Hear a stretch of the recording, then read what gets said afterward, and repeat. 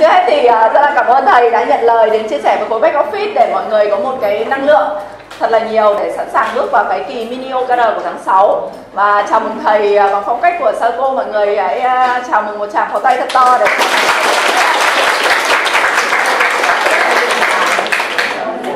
và ngày hôm nay thì tất cả những gì mà các bạn đã được nghe trên video cảm thấy chưa hiểu trong cái quá trình làm việc còn lăn tăn bất kỳ điều gì thì mọi người hãy chia sẻ và hãy hỏi, và đảm bảo với các bạn là đây là người hiểu biết rất rõ về OKR và các bạn hãy hỏi thật nhiều.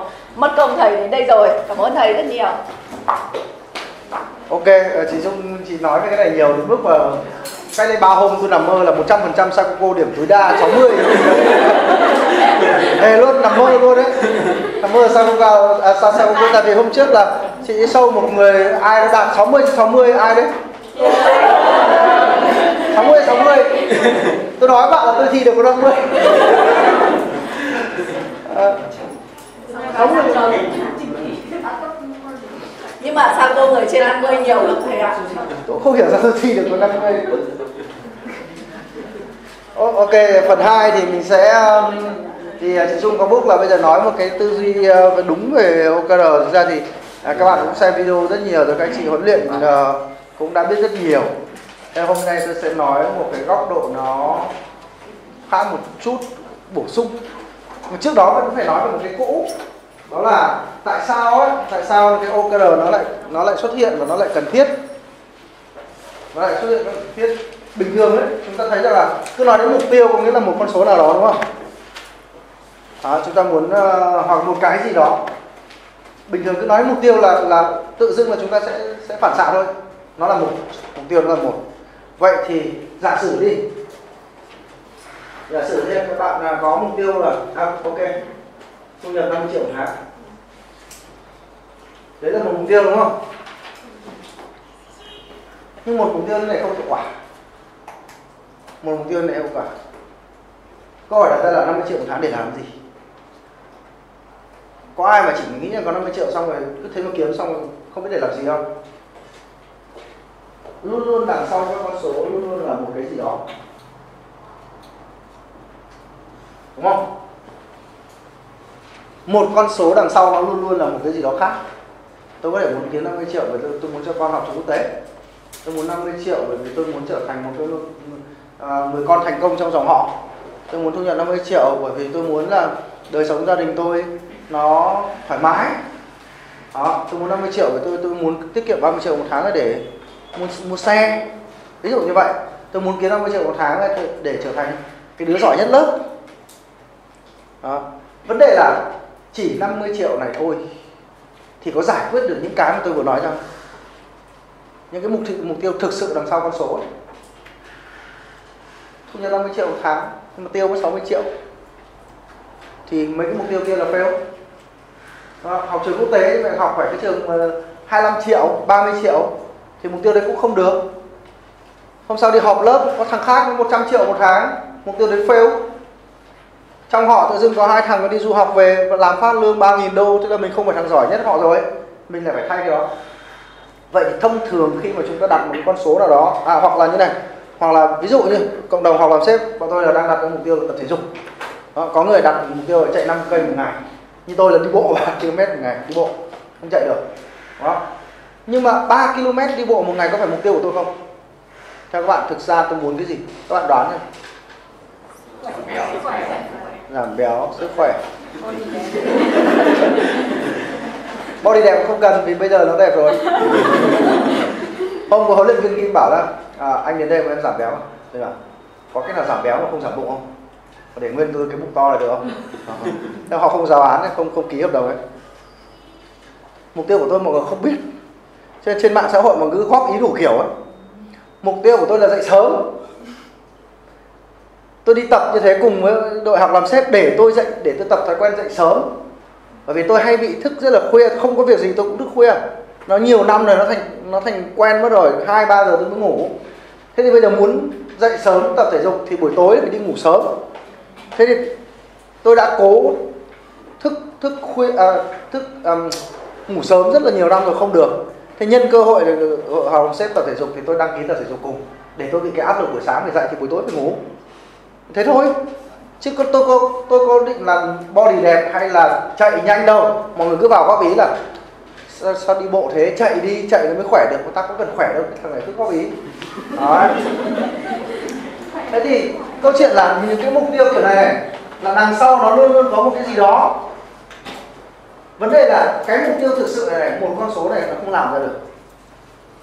Phải là 3 con số, 5 con số. Tối đa là 5 con số, nhiều quá thì nó bị loãng, đúng không? Bây giờ mục tiêu này là gì? Tự do tài chính trước 35 tuổi, đấy là mục tiêu. Ok chưa? Đó. Chưa nói cái sự hợp lý của mục tiêu này nhé. Mục tiêu này không hợp lý. Cái chữ tự do tài chính là cái chữ linh tinh. Không bao giờ có tự do tài chính. Nếu mà không giảm lòng tham thì bao nhiêu tiền cũng thiếu. Đó. Cái người mà thiếu tiền nhất trong cái phòng này thì các bạn biết là cái người nghèo nhất trong phòng này các bạn biết là không? CEO. Vì có đang có rất nhiều thứ muốn làm. Cái người nghèo nhất thế giới này theo các bạn là ai? Elon Musk. Ông ấy không đủ tiền để đưa con người lên sao hỏa. Khổ, tối nào ông ngồi nghĩ mà lấy đâu ra tiền này. Khổ. Đấy, còn cái bà bán khoai cũng được. Rồi 50 triệu một tháng. Ok, gì nữa? Theo các bạn là gì nữa? Giám đốc. Hả? Làm giám đốc thì làm cái chức vụ. Thăng tiến. Nó cụ thể đi.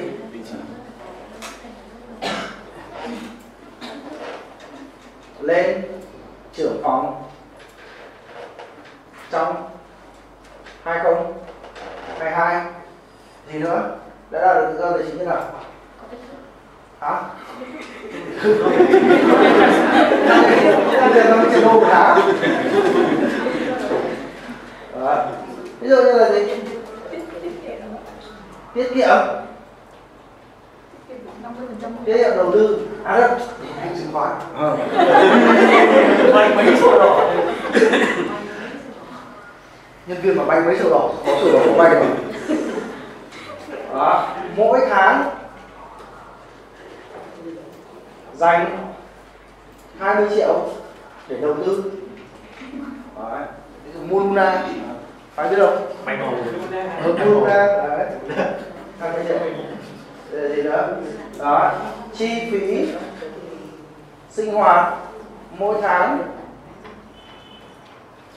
15 triệu. Đấy. Gì nữa? Thì các bạn thấy là một tập hợp các con số nó mới giải quyết được cái mục tiêu này của các bạn. Thường một con số không giải quyết được cái thứ mà thực sự chúng ta muốn. Bạn đồng ý không? Bây giờ thử nghĩ các bạn đang theo đuổi một cái con số nào các bạn nghĩ trong đầu. Hãy ôn lại cái con số đấy đi, xem nếu đạt được con số đấy thực sự mình đạt được cái thứ mà mình mong muốn đằng sau đấy không? Ai đang có con số thử nghĩ xem. Chị Trung nghĩ kinh không?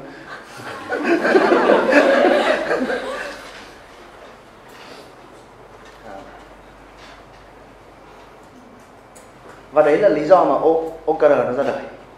Ông Andy Grove ông bảo là cái mục tiêu này của ông bảo với nhân viên này, các bạn có mục tiêu á là tốt. Đó. Nhưng nếu các bạn không đo lường cái việc thực hiện mục tiêu đấy thì các bạn sẽ không đạt được mục tiêu. Và để đo lường các bạn có thực hiện được mục tiêu không, nó phải được cấu thành bởi 3 đến 5 con số đo lường nào đó. Các bạn hãy tìm ra nó. Những cái này nó gọi là các kết quả để nếu đạt được các kết quả này thì mục tiêu của chúng ta hoàn thành. Đơn giản thế đó. Bây giờ có ai muốn hỏi gì luôn đoạn này không? Bao nhiêu người nghĩ rằng là thấy rằng là cái điều vừa nói đấy nó dễ hiểu và các bạn hoàn toàn hiểu được thì có thể giơ tay được không?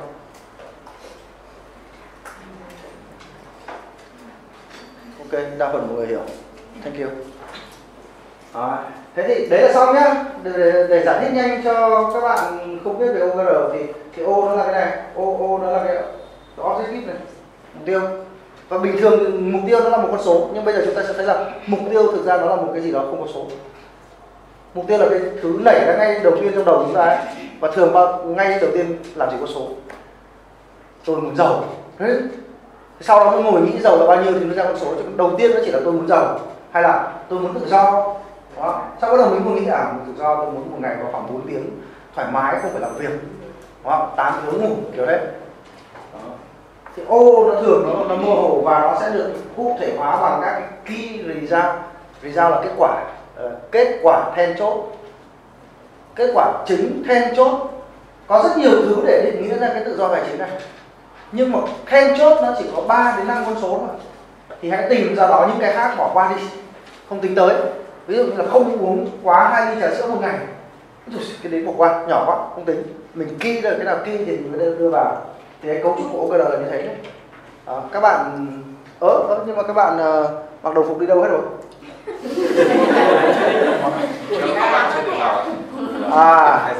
Thôi rồi sau xem lại cái video vì vừa rồi cái đoạn vừa rồi là để nói với các bạn ấy. Nói hết rồi.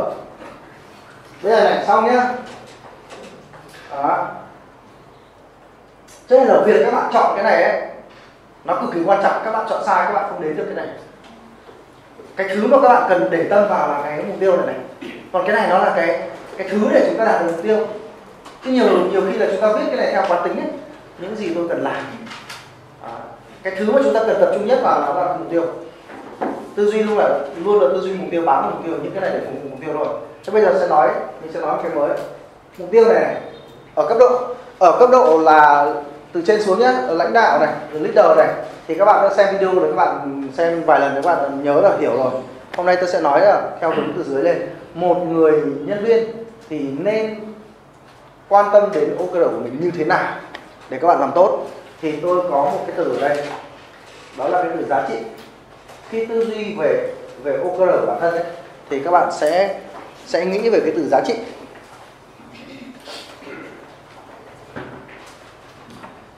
Lúc nãy có nói rằng là một trong những thứ khiến cho chúng ta gắn bó với cả công ty ấy, gắn bó với một môi trường nào đó ấy, nó là gì? Chúng ta cảm thấy chúng ta có giá trị trong cái tập thể này. Đó. Có bạn nào ở đây đang cảm thấy là cái giá trị của mình trong đóng góp vào tập thể nó hơi ít? Có là tôi khuyên các bạn nghỉ việc luôn.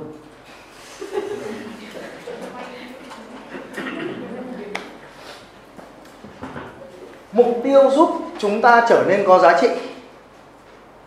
Mục tiêu của chúng ta, vai trò của nó là giúp chúng ta trở nên có giá trị. Hãy tư duy theo cách đấy. Nếu tôi không có mục tiêu, tôi sẽ sống một cách lờ nhờ, tôi sẽ làm việc một cách lờ nhờ. Đúng không? Tôi sẽ chỉ là sống qua ngày thôi, làm qua ngày thôi, còn tôi không biết là tôi đóng góp được cái gì cụ thể cả. Đó. Con người sống mà không có mục tiêu thì nó chỉ là tồn tại thôi. Trong công việc cũng vậy, làm việc mà không có mục tiêu thì đơn giản là bạn đang làm đi làm lại các công việc theo thói quen hoặc là được sếp giao được, còn các bạn không thực sự đóng góp ra giá trị. Chẳng may mà cái việc các bạn làm đúng ấy thì nó góp vào giá trị của công ty, thì chẳng may đâu. Đó. Có những người nhé làm việc rất chăm chỉ, nhưng tại sao khi nói chuyện với sếp cảm giác sếp không quan tâm công việc của mình lắm? Đơn giản thôi. Khi các bạn nói chuyện với sếp mà cảm giác sếp không tập trung vào cuộc nói chuyện, không tập trung vào bạn, thì hãy đặt lại câu hỏi: thực sự cái việc mình đang làm có quan trọng với sếp hay không?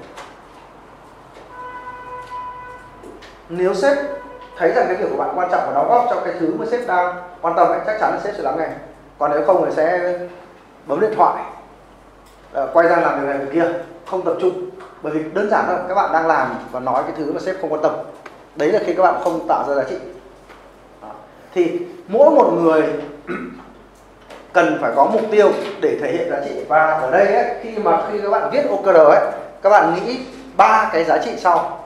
Một là giá trị của bạn với chính mình. Viết OKR không phải là để phục vụ cho công ty thôi. Viết OKR là để cho chính các bạn. OKR nó giúp các bạn làm gì? Có ai cảm thấy đến bây giờ làm OKR nó giúp được cho mình điều gì đó không? Ai vừa bảo có? Ok. Đâu nó giúp như nào? Theo em thì cái OKR ấy nó sẽ giúp em trong quá trình vừa rồi là trong tất cả rất nhiều cái mục tiêu của mình chọn cái nào quan trọng nhất để mình thực hiện đầu tiên. Đó. Em cảm thấy em nhìn rõ hơn cái. Nếu mà mình chọn được việc quan trọng thực hiện đầu tiên thì nó sẽ đem lại kết quả gì?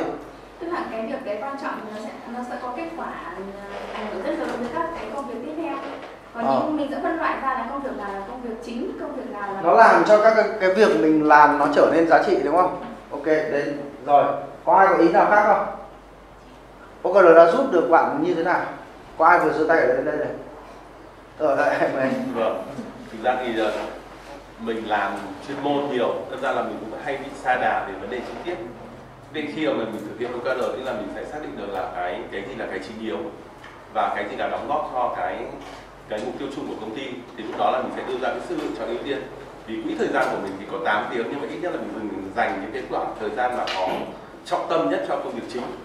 Và mình sẽ quy hoạch lại là những cái việc mà quan trọng nhưng không cần gấp thì mình có thể để từ sau. Và mình đang thấy là cái hiệu quả nó được tốt lên. Dạ. Vâng. Và mình tự tin trong những lúc mà mình muốn nghỉ. Nghỉ hơi ấy. Nghỉ hơi. Bình thường là không phân loại công việc, không biết là về nhà vẫn lo chưa xong việc. Nhưng mà làm OKR lúc nào mà mình làm xong rồi mình thoải mái, mình relax. Xong rồi, những cái việc còn lại không làm không ảnh hưởng. Mình vẫn chưa ra được ý mình. Có ai mà cảm thấy làm OKR mà có một cái lợi ích gì cho cá nhân không? Có ai không? Có ai mà? Ok. Em thì thấy rằng là khi mà áp dụng OKR ấy, thì mình có cái tư duy mục tiêu và không phải là hẳn trong công việc mà trong cuộc sống cá nhân của mình ấy. Yep. Khi mình có được mục tiêu đấy, mình cảm giác khi mà mình định hình được cái mục tiêu của mình, cái outcome của mình cảm thấy rất là sung sướng. Sung sướng phát cười. Sung sướng, ok. Gì nữa? Sung sướng. Cái này nó rất là basic nhưng mà công nhận là đôi khi chúng ta sống một cách lờ nhờ và thất vọng với bản thân rất lâu, chúng ta không biết tại sao. Đơn giản là chúng ta không có cái mục tiêu để, trong khi chỉ cần nói ra cái mục tiêu thôi là đã thấy sướng rồi. Có ai tăng năng suất không? Có động lực của năng suất. Có ai cảm thấy là mình tăng năng suất không? Có ai thì chia sẻ xem nào, cảm thấy bản thân mình tiến bộ à? Những ai chưa phát biểu, có ai cảm thấy bản thân mình tiến bộ sao? Ok. Thôi giờ thêm một set nữa để cho nhân viên ạ. Nhân viên chưa thực hiện OKR. Thế ai ở đây thì OKR được biết là hỏi nào. Rồi, thế này là sếp là quý mỗi mấy cái người vừa giơ tay rồi. Những người khác chưa được tiếp cận là bao giờ thì không tới. Thực ra đến xây phần check-in thay đổi khá nhiều về công việc trách nhiệm. Nên công việc thì nó không rõ ràng.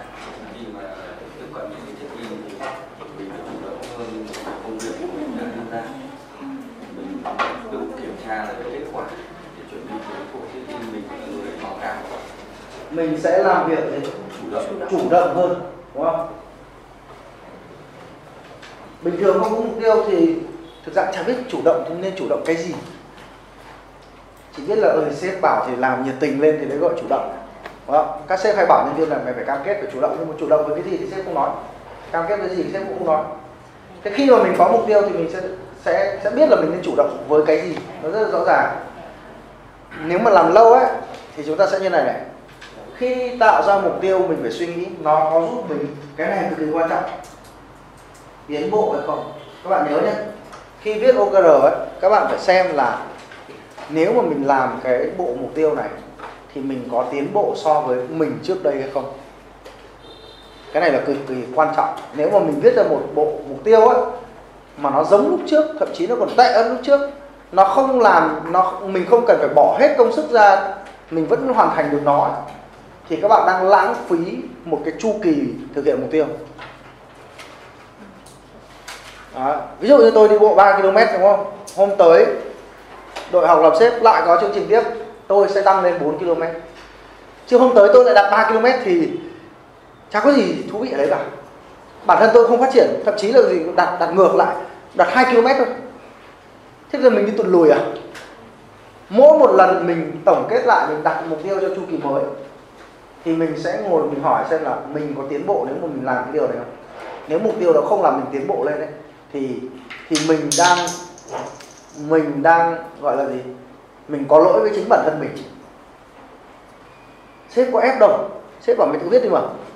Mình viết xong mình còn làm thụt lùi bản thân mình nữa thì đấy là mình đang có lỗi với chính bản thân mình.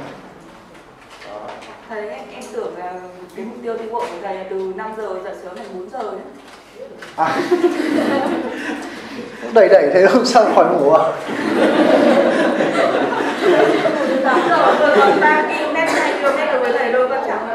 Nhưng mà thực ra là tôi chưa đạt được mục tiêu dậy sớm. Bởi vì là Thảo làm sếp vừa kết thúc một chương trình 3 hôm nay tôi ngủ sướng rất là sướng. Đang đợi chương trình tiếp theo để mình vẫn chưa duy trì được thói quen. Đấy. Nhưng mà sẽ thử suy nghĩ đến 4 giờ, thực ra là có nghĩ rồi. Tại vì tôi đọc đâu đấy bảo là cái giờ mà gọi như là giờ đẹp nhất trong ngày ấy là 4 giờ sáng. Đấy. Và nếu mà dậy mà tập thể dục các thứ xong ấy, xong rồi làm việc tầm khoảng 5 đến 7 giờ là cái giờ nó rất là thoải mái, thì tôi cũng đang muốn thử con đấy. Nhưng mà muốn làm thế thì ngủ từ 9 giờ. Ngủ 9 giờ.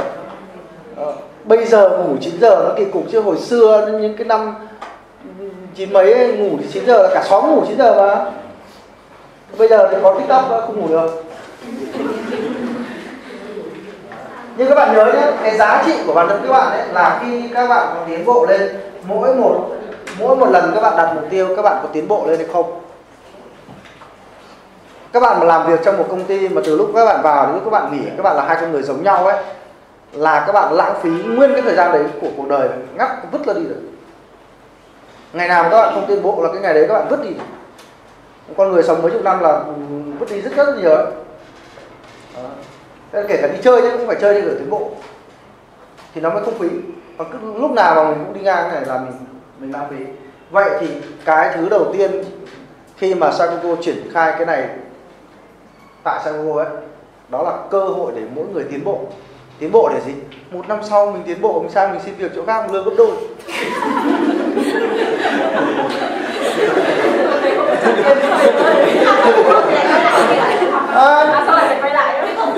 Mình có cơ hội để tiến bộ ở đây để chứ còn làm ở Sagogo lương 15 triệu, sang chỗ khác lương vẫn 15 triệu.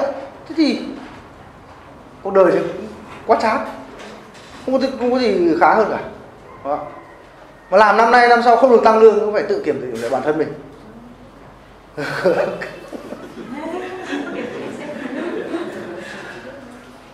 Tôi tự hào một cái là từ lúc tôi bắt đầu ra trường đến giờ, trừ cái lúc mà tôi lên rồi tôi phá sản đấy không tính, từ cái lúc tôi làm lại là chưa bao giờ thu nhập của tôi mà đi ngang, nó phải nhích lên, không bao giờ tôi để cho nó đi ngang. Nó không như này, nhưng mà nó sẽ bò như này. Cách đây 10 năm tôi mở công ty với một cái mục tiêu cực kỳ đơn giản. Lúc đấy là lương tôi 1,6 triệu.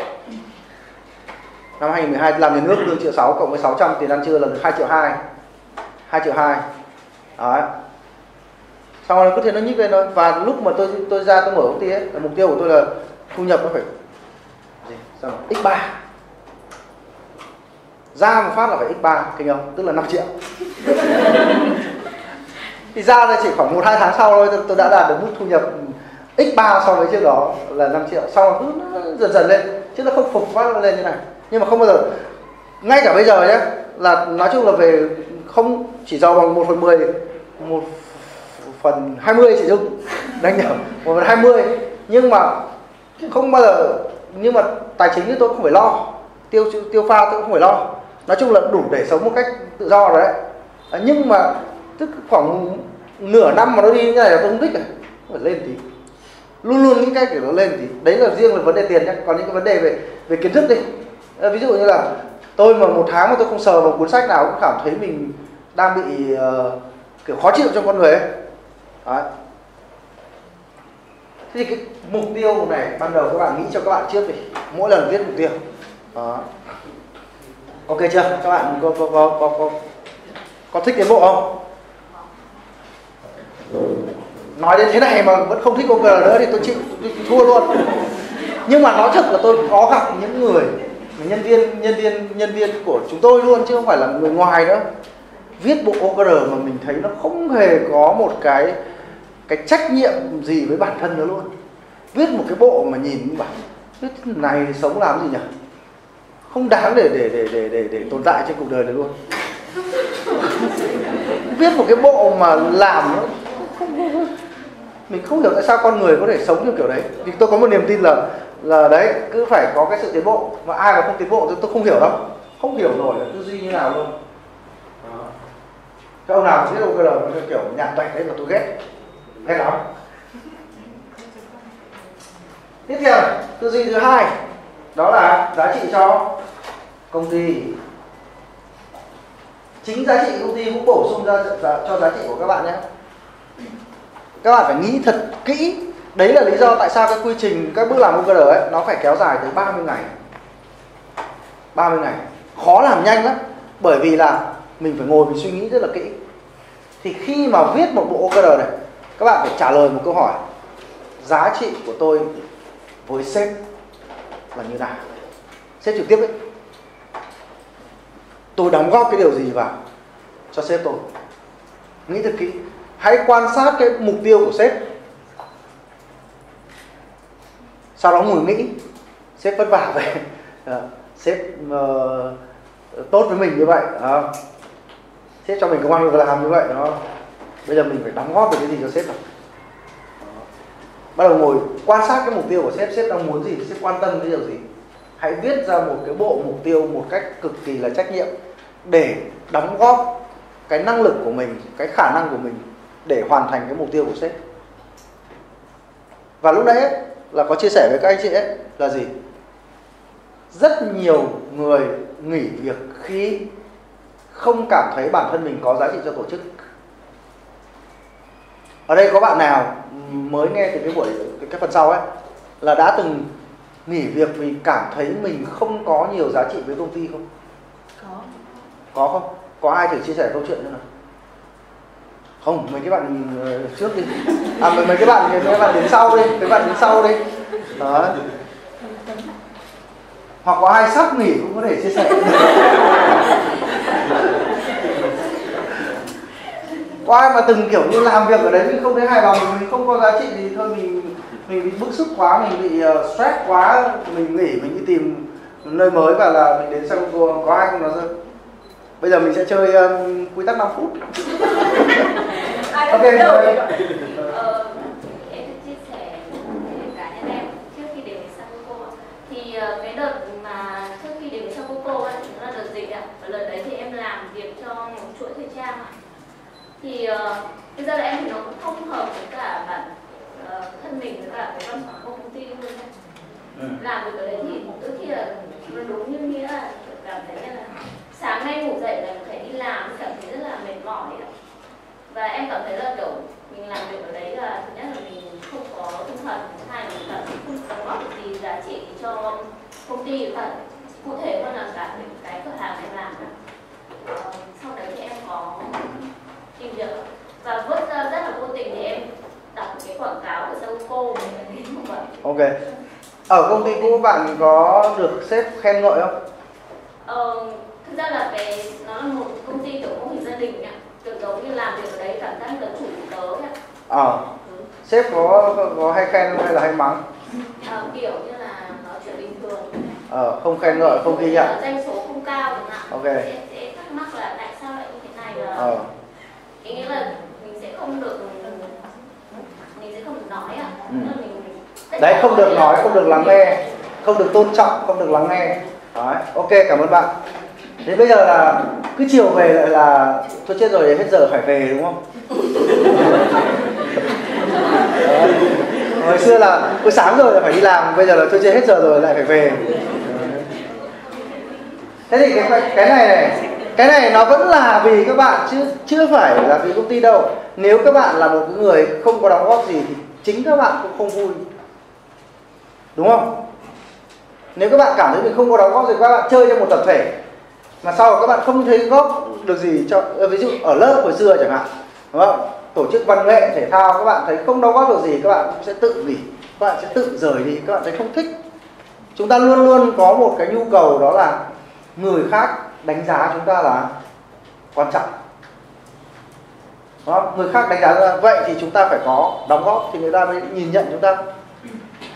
Thì cái này vẫn là vì các bạn nếu không có cái này thì không có sự lại sung sướng tiếp. Ok, tức là các bạn có cái giá trị với công ty thì bản thân các bạn happy, là vì các bạn thôi.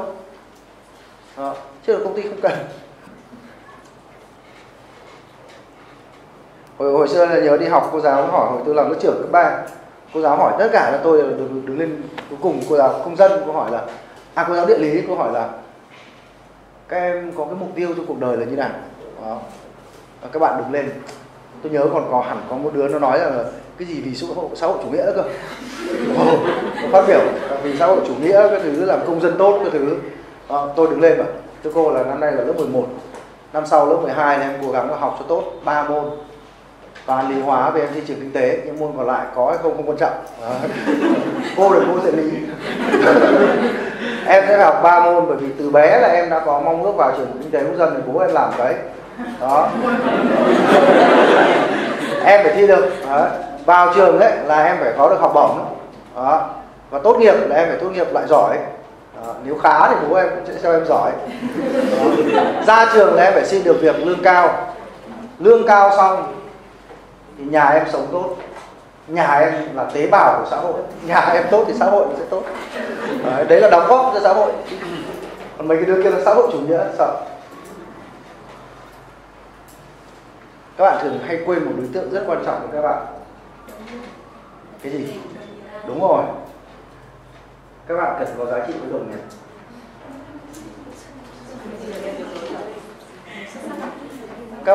Các bạn đóng góp thế nào với đồng nghiệp của mình? Các bạn có giá trị với đồng nghiệp không? Hay các bạn đang gây ra sự khó khăn hay là xung đột? Các bạn biết mục tiêu của các bạn mà các bạn không để tâm đến đồng nghiệp, một mình các bạn đi một kiểu. Công ty là một gì? Một đội bóng. Công ty là một đội bóng. Bạn cứ hăm hở, bạn dẫn bóng, bạn kệ gỗ cái thằng kia, đúng không? Bạn mạnh, bạn việc ghi bàn của bạn, bạn được tiền, bạn cứ đến ghi bàn. Còn thằng kia nó đang đấu cái giải gì, giải quả bóng vàng, nó còn thiếu 2 bàn nữa thì nó vượt cái thằng đối thủ. Nhưng mà bóng đến chân bạn, bạn cứ sút, thằng kia kệ nó. Đấy, hoặc là gì, thằng kia nó kém, bạn không truyền bóng cho nó, bạn ghét nó luôn, bạn sỉ nhục nó luôn. Các bạn không đóng góp cho những người xung quanh thì một mình bạn đi mà đá mình. Đó. Cái này là gì? Dùng cái từ gì? Tiến bộ này, đóng góp này.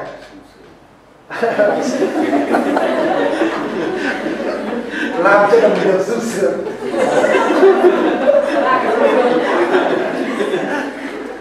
Sung sướng. Sang cô tập thể sung sướng. Đấy. Chưa biết là dùng cái từ gì nhưng mà bạn là người mà nếu mà bạn quan tâm cái giá trị của mình với đồng nghiệp thì bạn sẽ là gì? Chia sẻ, gắn kết. Thôi các bạn tự tìm từ đi. Bài này là bài chưa nói bao giờ. Xem nào có cái từ nào nào. Nếu chúng ta là một người quan tâm đến đồng đội, chúng ta trở thành một con người giá trị với cả đồng đội của chúng ta. Đó. Gắn kết. Từ gắn kết rồi. Cũng từ này nó cũng rất là quản trị. Cái từ này ở Việt Nam ít khi được nhắc đến. Nhưng mà trong quản trị cái từ engagement nó rất là quan trọng.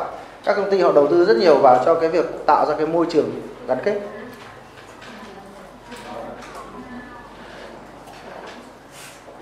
Đấy, khi mà viết một cái bộ mục tiêu và cái này trong OKR thì nó sẽ có hướng dẫn, đúng không? Các bạn sẽ có câu hỏi là gì? Mục tiêu của tôi hỗ trợ với mục tiêu của cấp trên như nào? Còn với đồng nghiệp thì có ai nhớ không? Liên kết chéo, nhưng mà chúng ta đặt ra câu hỏi gì? Bây giờ mời cái ông 60 xong rồi.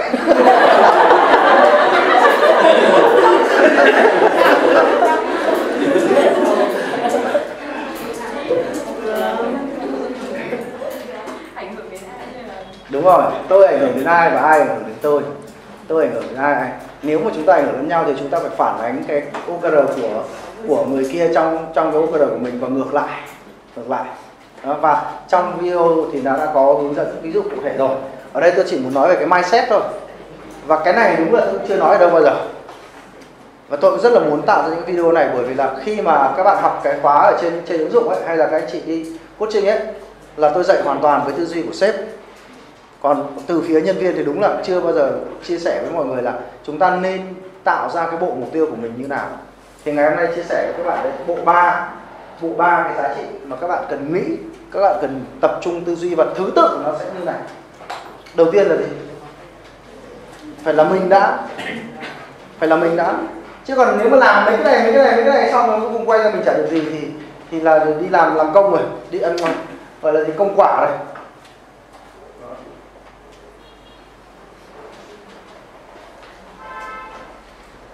Đấy, phần này là xong.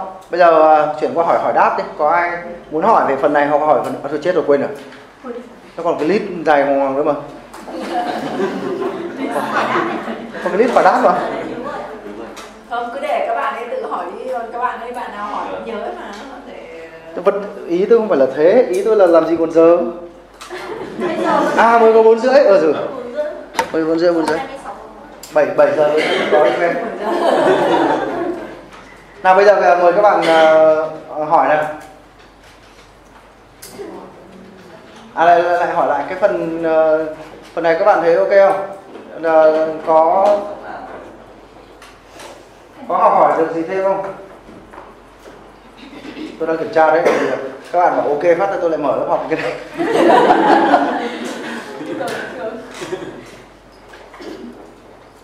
Rồi xin mời các câu hỏi nào. Bây giờ hỏi đáp tự do nào. Bây giờ cho ngồi nhé.